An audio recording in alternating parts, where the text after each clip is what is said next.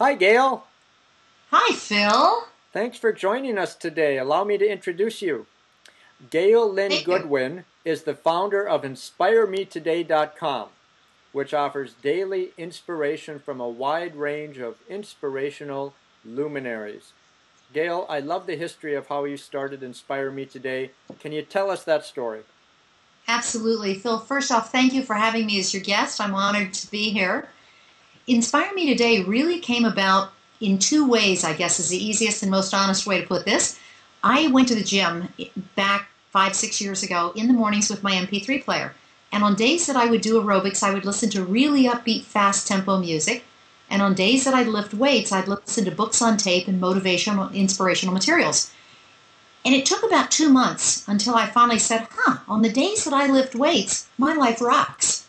The days that I do aerobics are okay days, but the days that I lift weights, something's different. And it had nothing to do with the weightlifting. It was actually the fact that I was putting really good stuff in my heart and in my mind during those times listening to those books on tape. So I booked the name Inspire Me Today, figuring that I can't be the only one that needs morning inspiration, daily inspiration. I have bookshelves here in the background of incredible CD sets, books on tape, those type of things that I've gotten from all of our luminaries. And I kept building this archive, sharing it with friends and family. And the funny thing, Phil, was I started seeing their lives change. And that's when I realized, okay, we should do something with this. Book the name InspireMeToday.com. And then, you know how sometimes life has different plans for you, timing-wise, than what you think it should have? Oh, yeah. It was one of those it was one of those kind of events for me in that my daughter graduated from college. I had always told her that when she's ready to pursue her musical dreams to become a recording artist, I'd be there to help her. Well, that happened in 2004, I guess it was. She graduated from college, and I helped her. She and I ended up writing a song that literally took us around the world, and it was on a trip in Iraq when a young boy came up to me asking for a mom hug, of all things. He was 19. His name was Jesse, and he explained to me that it had been 9 months and 4 days since he'd been touched. And I immediately opened my arms and said, "Come here, let me hug you." And he said, "Hang on a second, you need to know it's been over 37 days since I've had a shower." And I said, "I don't care. Come here, let me hug you anyway." And I'm hugging this boy, and he explained to me that he lived in a ditch 3 miles from the base, right on the border of Syria, was allowed to come back for 2 or 3 days every 30 or 40 days. Wow. And other than that, he was by himself in his ditch. And I'm thinking, I would go crazy in my home for that period of time by myself. How do you do it? He reaches back in his backpack, pulls out his iPod, and he says, "I'm always looking for good inspiration, ma'am." And Phil, you can imagine, I felt like God was tapping me on the shoulder saying, "Hey, remember that website we talked about?" So I came back, found another manager, put my daughter off on her own, and at that point, founded Inspire Me Today. We launched in April of last year. And that's really where it came from. One of the first things we did at that point was donate free, unlimited download capabilities. We built the site that anybody with a .mil address still has full access to our entire archives. I want to make sure Jesse's iPod's always full. And for people to explain, .mil is people in the military. That's correct. It's all 2.5 million active troops. Okay. And what song were you referring to with your daughter, and why did it take you around the world? Well, again, it was one of those, I didn't plan this. I woke up in the middle of the night hearing her singing a song, and I always have my little journal with me. I pulled it out from the side of the bed, and I wrote down what she sang to me. Called her the next day and said, "Honey, I've got a song for you." And she's like, "Hey, Mom, you're in real estate. Thanks anyhow. I live in Nashville. Keep your day job." You can imagine. And I just said, "No, you have to understand. I didn't write this. You did. You sang it to me all night long." So I flew to Nashville, played the song for her. She went in the studio. We brought in a professional songwriter who helped tweak it and move some things around. And she recorded the song. We put it out as an audio postcard on the internet with the help of Mark Victor Hansen and Alex Mendozian. And the song was called "Baby Come Back Home." And it's basically the song from the perspective of a soldier's wife just saying, "I miss you, I love you, baby come back home."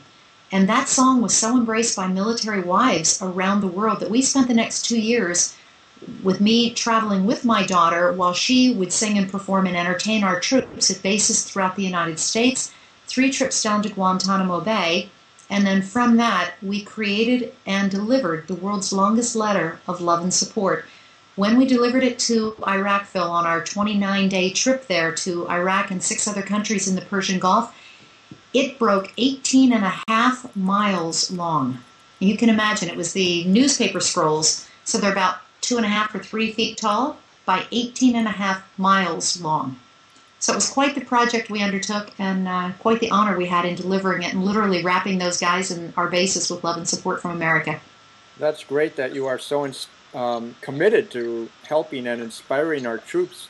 Do you have a history with the military? Anyone in your family? No, none. That's why when I heard her singing this song, it was like, where's this coming from? Because it's not something that my parents, my grandparents, no one was in the military.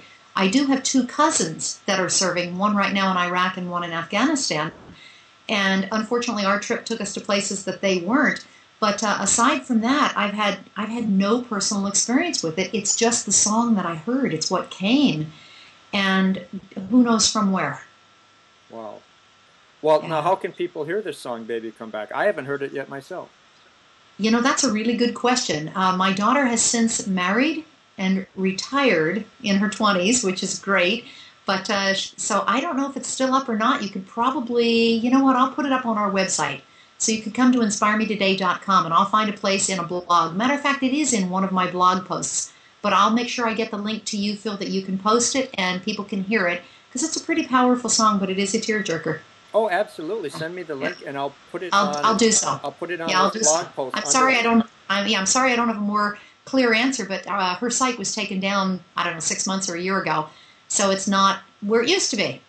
We'll make sure we get it to you, though. Great. I'll put it on the blog post right under this video interview. Perfect. Thank you. You bet. Now, who are some of the inspirational luminaries you featured on Inspire Me Today?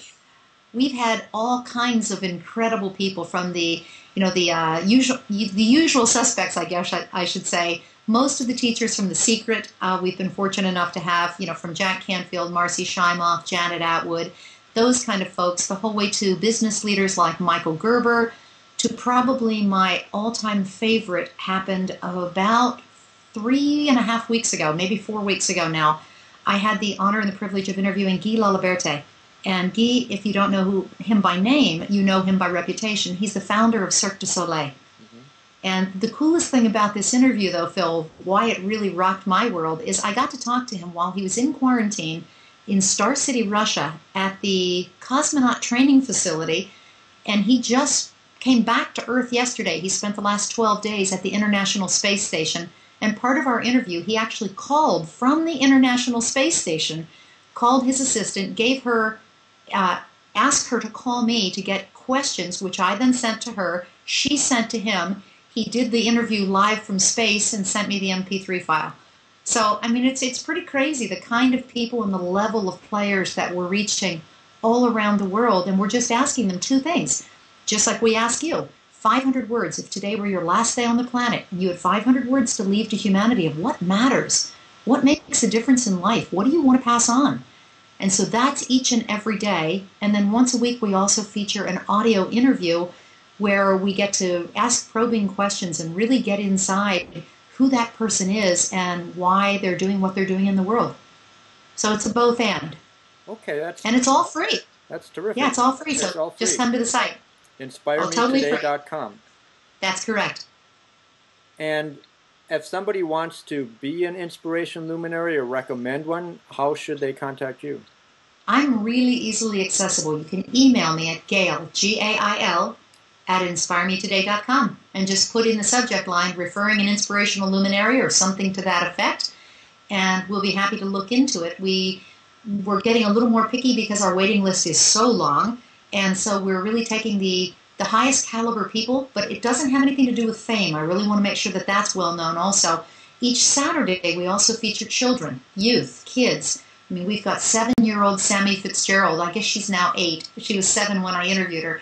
But Sammy's now 8, and she teaches gratitude, the art of gratitude, at schools throughout Dallas, Texas. Or Bilal Rajan, who you want to talk about inspirational, Phil. This kid, at the age of 4, started selling clementines, oranges, in his local neighborhood in Toronto, Canada, to raise money for earthquake victims in India. He's now 12, so he's had 8 years to